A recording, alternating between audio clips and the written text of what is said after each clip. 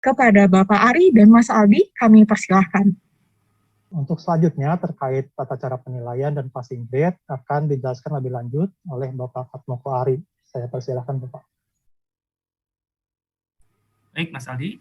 Selanjutnya Bapak Ibu sekalian terkait dengan pengaturan bobot nilai.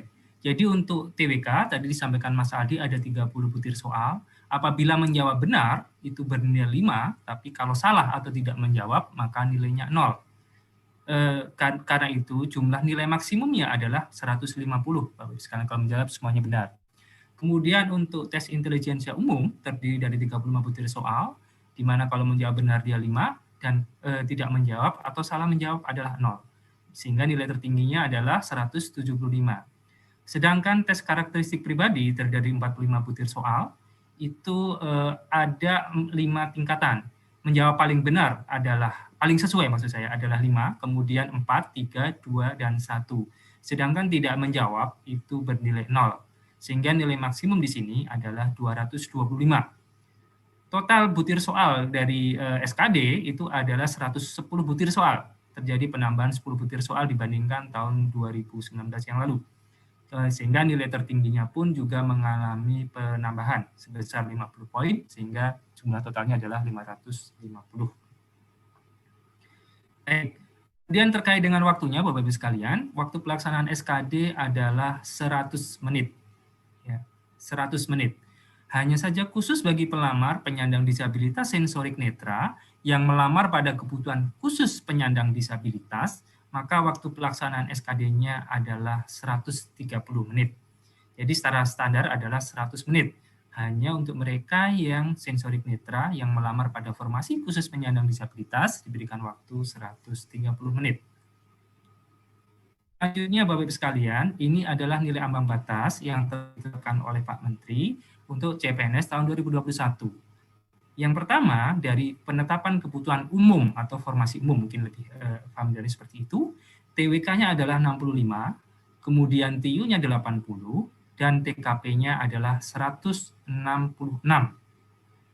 Kemudian yang kedua, formasi khusus disabilitas, itu TIU-nya 60, dan total SKD-nya 286.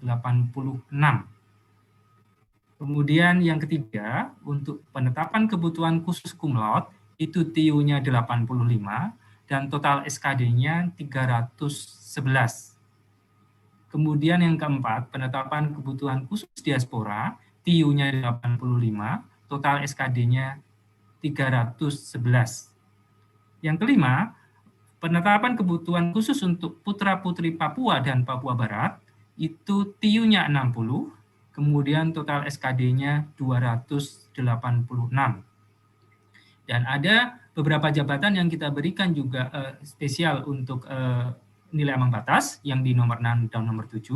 Yang pertama adalah penetapan kebutuhan untuk dokter yang di umum, itu TIU-nya adalah 80, kemudian total SKD-nya 311. Kemudian yang ketujuh, penetapan kebutuhan umum untuk ABK rescuer dan pengamat gunung api dan lain-lain, itu nanti akan ada daftarnya di Kemenpan tersebut. Itu TIU-nya 70, total SKD-nya adalah 286. Demikian Bapak Ibu sekalian terkait dengan passing grade tahun 2021, mungkin yang paling banyak ditunggu-tunggu adalah yang di penetapan kebutuhan umum. Jadi 65, 80, dan 166. Atau secara total jumlahnya 311. Baik, kemudian selanjutnya akan disampaikan oleh Mas Aldi apa saja penetapan kebutuhan umum untuk dokter di nomor 6 dan nomor 7, Mas Aldi. Silakan Mas Aldi. Baik, terima kasih Pak Ari. Bapak Ibu mohon izin, tadi Pak Ari telah menyampaikan nilai ambang batas untuk kebutuhan umum dan kebutuhan khusus. Tetapi selain nilai ambang batas untuk dua kelompok tersebut, ada juga kelompok lainnya. Yang pertama adalah penetapan kebutuhan umum, tetapi untuk jabatan dokter. Untuk jabatan dokter tersebut, nilai ambang batas SKD CPNS tahun 2021 untuk TWK dan TKP itu tidak ada nilai minimum yang harus dicapai. Tetapi untuk TIU itu ada sebesar 80 nilai minimum yang harus peserta capai. Lalu secara kumulatif, total SKD-nya pun minimal harus mencapai 311. Untuk jabatan dokter tersebut, ada 3 jabatan Bapak Ibu. Yang pertama adalah dokter dengan kualifikasi pendidikan dokter atau dokter spesialis. Yang kedua adalah dokter gigi dengan kualifikasi pendidikan dokter gigi atau dokter gigi spesialis. Dan yang ketiga adalah dokter pendidik klinis. Untuk lebih jelasnya, Bapak Ibu dapat melihat pada lampiran 1 Keputusan Menteri Pan-RB nomor 1023 tahun 2021. Untuk yang selanjutnya, Bapak Ibu, ada juga penetapan kebutuhan umum atau formasi umum untuk jabatan tertentu lainnya, yaitu untuk ABK, rescuer, dan pengamat gunung api. Untuk kelompok ini, nilai ambang batas yang harus pelamar raih untuk tes TWK dan TKP itu tidak ada nilai minimumnya. Tetapi untuk TIU, nilai minimum yang harus diraih adalah 70. Dengan nilai kumulatif total SKD yang harus pelamar raih minimal sejumlah 286. Adapun rincian jabatan ABK ini apa saja, itu juga dapat Bapak Ibu baca di lampiran 2 Keputusan Menteri Pan-RB nomor 1023. Kurang lebih ada 92 jabatan Bapak Ibu untuk ABK, rescuer, dan pengamat gunung api. Itu ada jabatan Bakes, Bosun, jenang kapal, juru masak kapal, minyak, motor, jurumudi, kasap dek kapal kelas 1 dan 2, kelasi kapal kelas 1 sampai kelas 5, kepala kamar mesin, kepala kamar mesin kapal kelas 1 sampai 5, lalu ada kerani kapal kelas 1 sampai 3, konstabel kapal kelas 1 sampai 3, mandor kamar mesin kapal kelas 1 sampai kelas 3, markonis kapal kelas 1 sampai 2, masinis 1 kapal kelas 1 sampai 4, masinis 2 kapal kelas 1 sampai 3, masinis 3 kapal kelas 1 sampai 2, masinis kapal, mualim 1 kapal kelas 1 sampai 5, mualim 2 kapal kelas 1 sampai 3, mualim 3 kapal kelas 1 sampai 2, mualim kapal, nakoda kapal kelas 1 sampai 5, oiler, operator speedboat, pemeriksa pelumas mesin kapal kelas 1 sampai kelas 4, pengamat gunung api, pengawas pencemaran kapal kelas 1 sampai kelas 5, sampai kelas 1, maaf Bapak Ibu, pengemudi kapal kelas 1 sampai kelas 5, perawat mesin kapal kelas 1 sampai 3, peranata kebersihan kapal, rescuer, serang kapal kelas 1 sampai 3, teknisi listrik kapal kelas 1 sampai 2, dan tenaga SAR kapal kelas 1 sampai kelas 3. Untuk lebih jelasnya, Bapak Ibu dapat mengecek pada lampiran 2 Keputusan Menteri Pan-RB nomor 1023 tahun 2021. Baik, selanjutnya Bapak Ibu sebagai informasi tambahan, pada tanggal 27 Juli 2021 kemarin, bertepatan dengan hari jadi Kementerian Pan-RB, Kementerian Pan-RB pun telah mengeluarkan chatbot Si Pandai atau Sistem Informasi Pan-RB Daily. Bapak Ibu yang ingin mengetahui informasi-informasi terkait dengan Kementerian Pan-RB, seperti informasi tentang ASN, pelayanan publik, kelembagaan, reformasi birokrasi, dan informasi lainnya, dan Bapak Ibu dapat menghubungi chatbot kami di Si Pandai, termasuk terkait dengan nilai ambang batas yang tadi telah kami sampaikan. Bapak Ibu dapat menghubungi chatbot kami melalui aplikasi Telegram pada bot Si Pandai Bot dan pada Line pada akun Si Pandai.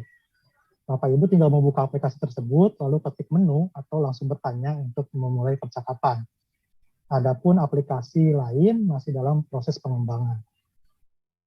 Untuk selanjutnya, Bapak Fatmokari, ada yang ingin ditambahkan? Baik, terima kasih Mas Aldi. Saya kira demikian Bapak Ibu sekalian yang kami bisa sampaikan terkait dengan nilai ambang batas CPNS, dan tadi telah kami sampaikan secara ringkas di slide ini. Dan barangkali ada beberapa hal yang perlu ditanyakan, baik dari Bapak Ibu sekalian dari Kementerian Lembaga, mau dari Pemda ataupun dari wartawan atau dari teman-teman yang lain, kami persilahkan. Silakan Mbak Cindy di moderator untuk sesi tanya jawab ini. Baik, terima kasih Pak Ari dan Mas Aldi atas paparannya.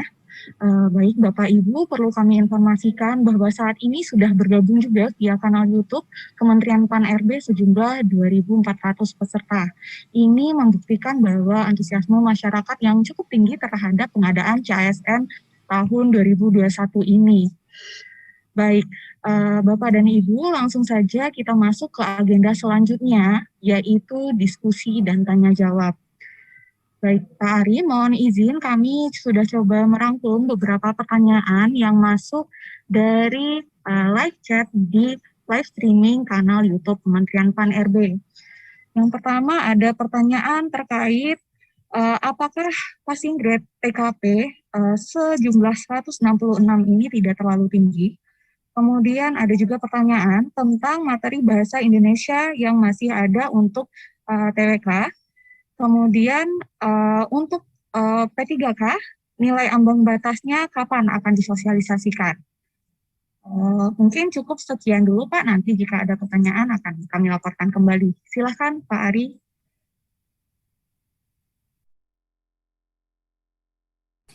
Tiga pertanyaan tersebut kami jawab Bapak Ibu sekalian. Terkait dengan TKP, apakah tidak terlalu tinggi? Jadi memang kalau secara nilai mutlaknya kita naikkan Bapak Ibu sekalian. Namun demikian kalau kita lihat ada penambahan jumlah 10 soal, di mana 10 soal itu ada di TKP, dan kemudian nilai maksimumnya adalah 50, maka kemudian rata-rata secara proporsi, TKP tersebut ada kenaikan tapi cuma sedikit, di bawah 2%, 1,sekian% dibandingkan tahun 2019.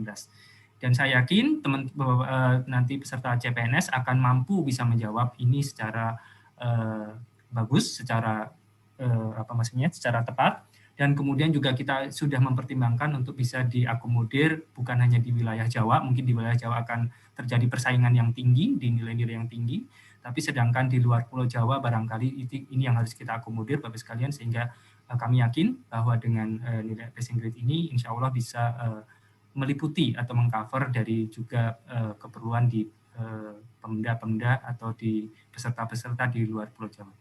Kemudian yang kedua terkait dengan bahasa Indonesia, benar, bahasa Indonesia ada tetap di TWK, tadi juga sudah disampaikan Mas Aldi. Kemudian kapan passing grade P3K untuk guru dan non-guru. Jadi sebentar lagi Bapak sekalian, nanti kami lagi godok untuk segala bentuk passing grade ini bersama Panselnas. Tentu saja nanti kita juga akan umumkan segera setelah Panselnas menyetujuinya, dan kemudian juga Pak Menteri juga sudah menandatangani keputusan Menteri tersebut.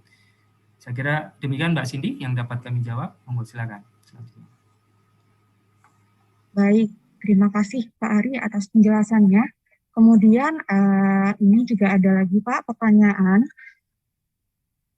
yang juga berasal dari kolom live chat di YouTube. Pertanyaannya yaitu, kenapa formasi khusus cum laude tidak ada nilai ambang batas TKP dan TWK-nya? Seperti itu Bapak. Baik, jadi untuk cum laude itu TWK dan TKP tidak ada, tapi total SKD-nya harus ada. Total SKD-nya tetap ada passing grade-nya, dan passing grade-nya ini sama dengan yang total SKD untuk yang formasi umum 311. Jadi pada prinsipnya cum laude itu kita kita hargai bahwa mereka memang sudah berusaha ketika mereka kuliah, kemudian juga berprestasi bagus di universitasnya dan seterusnya, dan itu juga tentunya dari prodi akreditasi A dan perguruan tinggi juga akreditasi A. Kemudian dengan harapan mereka juga menjadi tertarik untuk masuk ke ASN, dan apabila kemudian terjadi kekurangan sedikit di TWK, tapi barangkali TKP-nya tinggi dan sebagainya, itu bisa saling subsidi nilai. Oleh karenanya itu kita berikan kesempatan seperti itu. Tapi kalau dari sisi TIU-nya justru untuk cum laude ini menjadi lebih tinggi. Saya kira demikian Mbak jawaban kami. Ya, baik. Terima kasih Pak Ari. Selanjutnya kita coba lihat pertanyaan-pertanyaan yang sudah disampaikan melalui chat box di Zoom Meeting. Oke, ini ada pertanyaan Pak. Jumlah yang tertera total SKD wajib dipenuhi atau tidak? Bagaimana kalau tidak dipenuhi? Apakah berarti TMS? Saya belum paham Mbak, jumlah total? Jumlah yang tertera pada total SKD, apakah wajib untuk dipenuhi? Bagaimana kalau tidak dipenuhi? Apakah bisa diartikan TMS? Seperti itu, Pak. Oke, saya mungkin agak kurang begitu paham, tapi mungkin yang dimaksud adalah ketika di formasi umum tidak ada tertulis jumlah total SKD-nya gitu ya. Tapi sebetulnya Bapak Ibu sekalian, kalau yang bersangkutan misalnya untuk formasi umum itu 65, dia minimal 65, kemudian minimal TIU-nya 80, minimal TKP-nya 166, maka otomatis total SKD-nya juga di atas 311 itu, seperti itu. Tapi kalau yang formasi lain, maka hanya dipersyaratkan memenuhi TIU dan di total SKD-nya gitu. Di total penjumlahan dari TWK, TIU, dan TKP. Itu bisa saling subsidi. Jadi seandainya nilai TWK-nya ada kekurangan sedikit, tapi nilai TKP-nya tinggi, maka itu menjadi nilai yang bisa memenuhi bagi dia. Mungkin jawaban saya seperti itu, tapi kalau TMS sebetulnya bukan istilah di SKD ya. Kalau TMS itu mungkin barangkali di verifikasi administrasi. Mungkin saya agak rancu untuk menjawabnya. Silakan Mbak, dilanjut. Monggo. Baik, terima kasih banyak Pak Ari. Kemudian kita masih berlanjut ke pertanyaan yang disampaikan melalui chat box di Zoom Meeting, yaitu pertanyaannya adalah, untuk penambahan waktu 130 menit dalam tes SKD bagi tunanetra sensorik, apakah juga berlaku terhadap disabilitas buta warna, low vision, yang masih dapat melihat dan membaca? Seperti itu, Bapak. Iya. Jadi Mbak Cindy, perlu kami sampaikan Bapak Ibu sekalian, untuk verifikasi disabilitas ini sudah sesuai ada di Permenpan, bahwa verifikasi harus dilakukan pada waktu verifikasi administrasi dengan video, kemudian mengamati dan sebagainya, kesesuaian terkait dengan disabilitas yang bersangkutan. Otomatis kalau yang bersangkutan kemudian sesuai bahwa dia klaimnya pada mendaftar adalah sensorik netra dan kemudian dipilih sebagai netra, maka yang bersangkutan melamar di penyandang disabilitas, maka otomatis dia akan diberikan waktu 130 menit. Namun demikian, kalau untuk yang buta warna, saya kira tidak, karena itu termasuk disabilitas yang bukan yang termasuk disabilitas sensorik netra. Jadi tetap berlaku 100 menit. Saya kira demikian, Mbak. Ya, baik, terima kasih banyak Pak Ari atas jawabannya. Baik, jika kita lihat ini memang cukup banyak pertanyaan yang muncul di kanal YouTube, Pak, namun kurang lebih pertanyaannya mirip dengan yang sudah disampaikan tadi dan sudah dijawab oleh Pak Ari.